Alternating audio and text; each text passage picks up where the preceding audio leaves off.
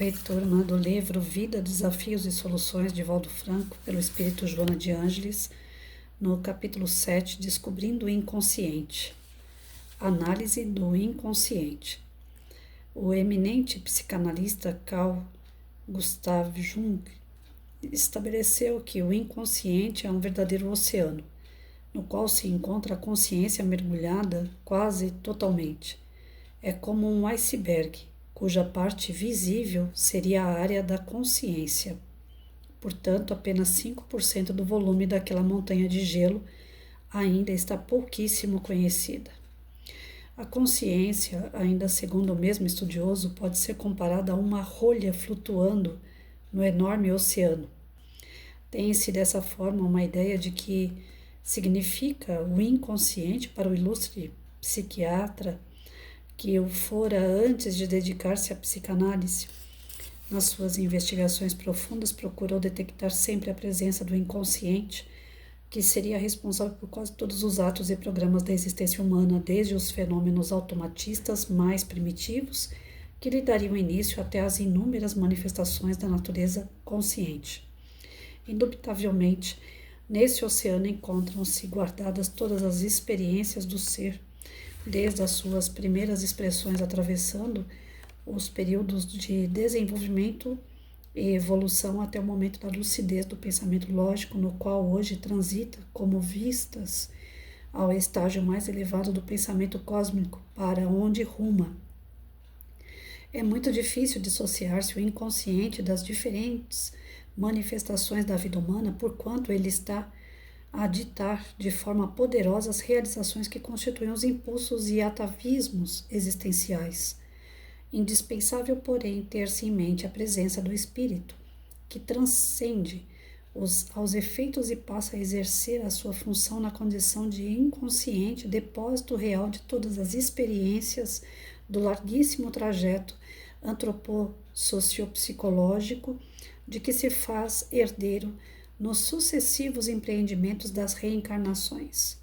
O ego participa de todo esse processo, como a pequena parte da psique que é autoconsciente, que se identifica consigo mesma.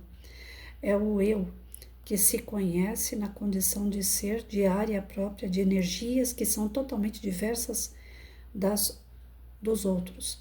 É a parte pequena de nós que se apercebe das coisas e ocorrências, a personalidade, numa visão que se detecta pela consciência. Invariavelmente, o eu pensa somente em si, não compreendendo a imensidade do inconsciente que é o eu total, dando margem a situações curiosas quando as pessoas se referem a acontecimentos que nunca atribuem a si mesmas, informando que não foram elas, isto é, o seu consciente que realizou determinados labores e teve tais ou quais comportamentos, o que a surpreende sempre.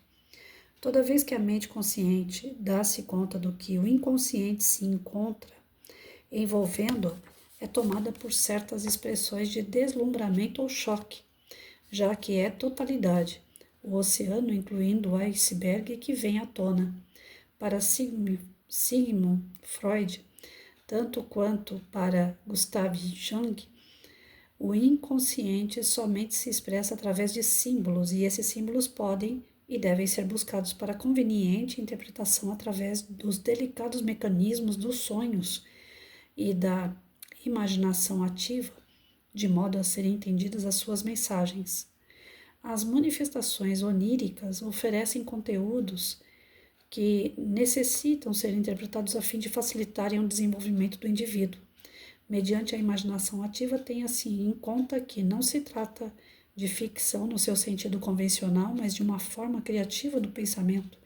É possível entrar-se no arcabouço dos registros e depósitos do inconsciente, abrindo-lhe as comportas para a equilibrada liberação, que irá contribuir grandemente para a conduta salutar do indivíduo, proporcionando-lhe uma existência equilibrada. Permitimos-nos, porém, acrescentar que também, através da concentração da oração, da meditação e durante alguns transes na tentativa de experiências mediúnicas, O inconsciente faculta a liberação de várias impressões que nele jazem, dando origem aos fenômenos anímicos estudados cuidadosamente pelo nobre codificador do Espiritismo. Com muita justiça, um dos identificadores dos arquivos do inconsciente, embora sob outra designação. O texto é grande, gente, eu vou parar por aqui.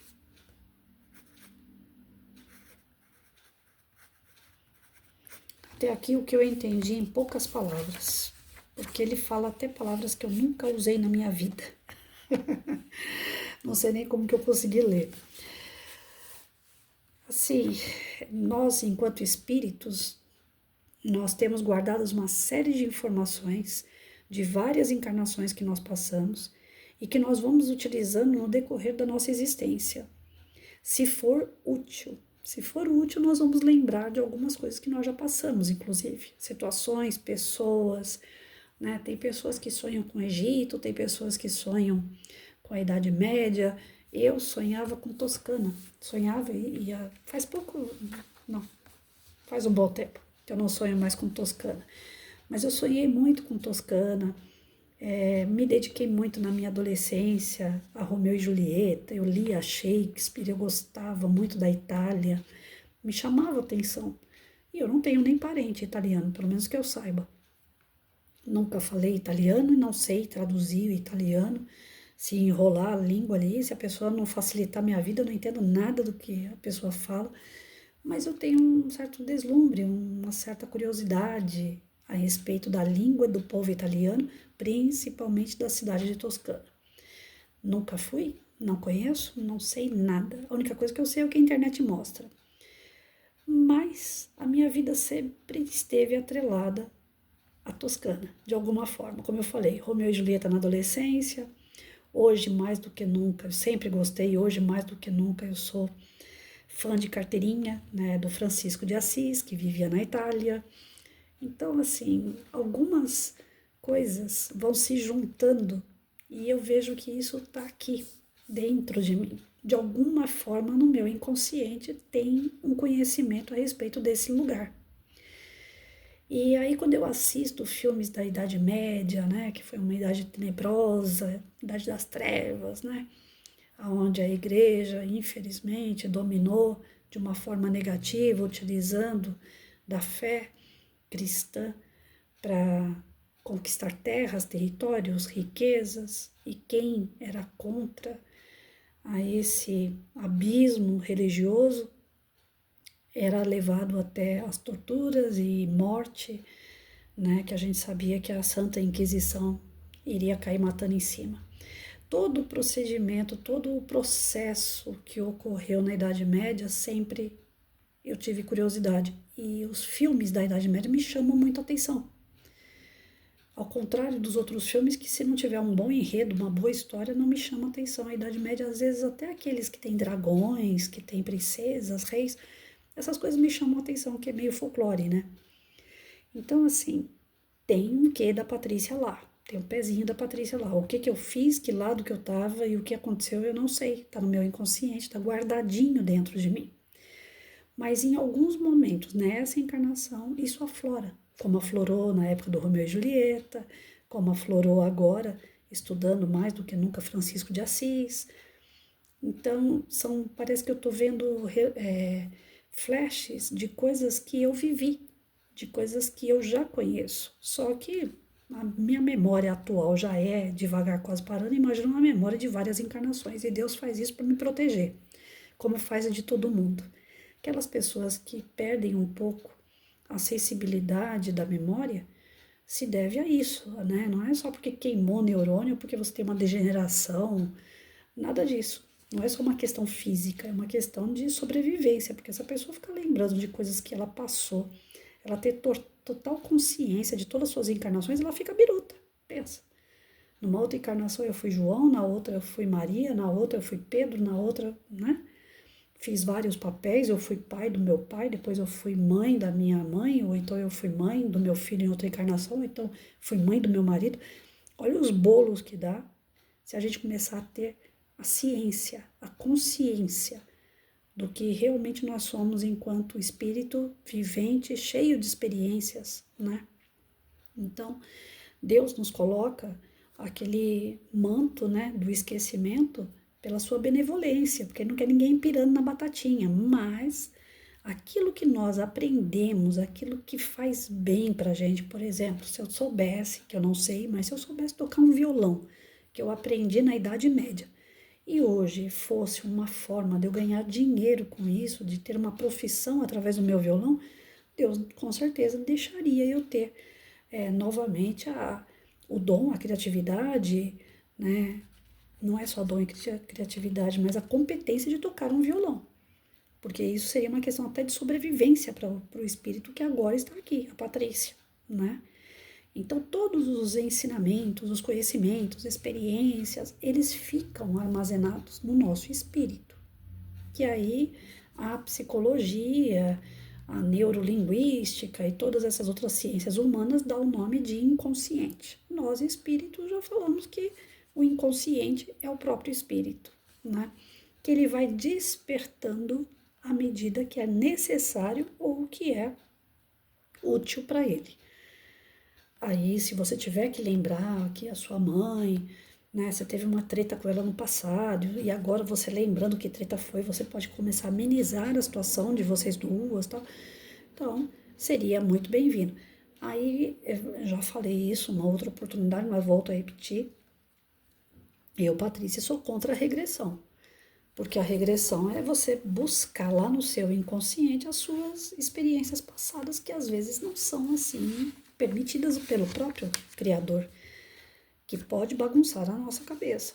Então, o ideal é a gente viver o personagem que ele deu agora. Patrícia é Patrícia, Patrícia é aposentada, é professora e ponto. É o melhor que eu tenho a fazer, porque se eu ficar cavando lá atrás, diz o ditado que fala, né? Quem procura acha. Quando nós temos esses flashes de coisas que nós falamos assim, nossa, eu não sei nem como. Lembra que eu acabei de falar? Não sei nem como foi que eu consegui fazer a leitura de uma palavra aqui enorme. Se eu for fazer de novo, capaz de eu gaguejar, só porque eu fiz e não gaguejei. Queria ver se eu achava essa palavra aqui de novo para falar para vocês. É um trava-língua, gente. E eu consegui falar ela todinha sem gaguejar. Agora eu não vou encontrar. Quando a gente quer é assim, né? A gente não encontra. Mas na hora que eu lia, por dentro eu estava assim feliz porque eu consegui fazer a leitura da palavra sem gaguejar. Nossa, uma palavra grande, difícil. E na verdade, tá aqui, ó. Olha, agora eu já gaguejei. Antropopsicológico. Até o psicológico a gente já tem costume na educação, mas o antropossociopsicológico. Na hora que eu fiz a leitura assim, eu falei, nossa, eu consegui fazer a leitura sem gaguejar, sem travar.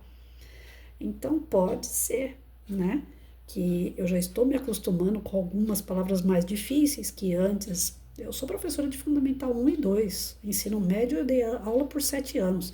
Então, nós não temos contato com palavras tão difíceis no nosso dia a dia. Por mais que eu tenha sido uma professora de 32 anos de carreira, não era dessas palavras, né? E a gente fica travado mesmo.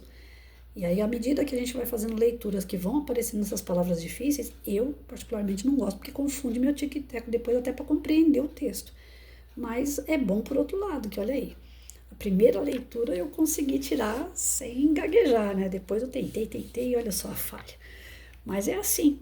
O nosso inconsciente, ele dá um clarão, né? No momento que você precisa resolver uma determinada situação, e você fala, nossa, eu não sabia que eu sabia fazer isso, eu não sabia que eu conseguia fazer tal coisa, sabe? Esse tipo de coisa, a gente fica surpreso com a gente mesmo, porque tem a informação lá dentro, mas ela só vai aparecer quando for conveniente, quando for realmente necessário. Caso contrário, se a gente ficar forçando essa informação, como ele falou, né? O consciente é a ponta do iceberg. Agora pensa, você cavar lá no oceano e achar o restante do gelo. Olha o tamanho da bagagem que você está carregando ali.